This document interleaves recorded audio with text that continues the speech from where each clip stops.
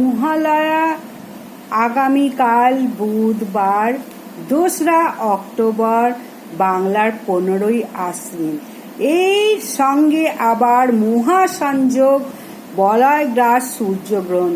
একই রাম রক্ষে নেই, তার ওপরে সুগ্রীব দোসর, অর্থাৎ রাম একাই 100, তার ওপরে সুগ্রীব দোসর হয়েছে, বন্ধু হয়েছে রাবণকে পরাজিত করার জন্য বা বধ করার জন্য। তাই এবারে মহালয়ের সঙ্গে বলয়গ্রাস, সূর্যগ্রহণ। অন্তত একটি প্রদীপ তোমরা অবশ্যই জ্বালো